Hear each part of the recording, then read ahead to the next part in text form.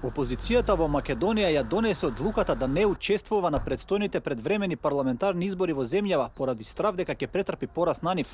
Ваков е ставот на Даниел Сервер, професорот на Универзитетот за напредни интернационални студии Џон Хопкинс, што го пренесува интернет страницата European Western Balkans.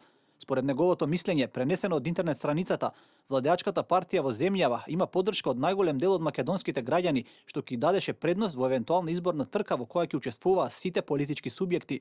Во разговорот што овој поранешен американски дипломат го имаше со српски новинари, тој вели дека Балканот е регион со низок приоритет за Соединетите американски држави и се наоѓа зад Блискиот исток, Пацификот и Украина.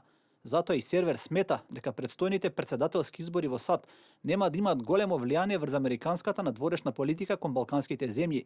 Според него, доколку Хилари Клинтон би го добила мандатот, ќе остане посветена на евроинтеграцијата на Србија, додека Доналд Трамп и покрај неговите јавни изјави воопшто не се грижи за регионот, смета Сервер. Во врска со демократските капацитети на западно-балканските проевропски режими, Сервер смета дека некои држави во регионот не успеале да создадат стабилна и конструктивна опозиција, како што е случајот со Црнагора и со Косово, каде што опозицијата е силна, но е уставна, што значи дека се спротивставува не само на владата, туку на целиот политички систем. Тој го изразува и своето задоволство од напредокот на Србија и особено од премиерот на Србија Александар Вучич за неговиот труд во нормализирањето на односите со Косово и за регионалната стабилизација во врска со проблемите со Босна и Херцеговина. Сервер верува дека Србија не мора да влезе во НАТО за да се приклучи на Европската унија, но нормализацијата на односите со Косово е клучна.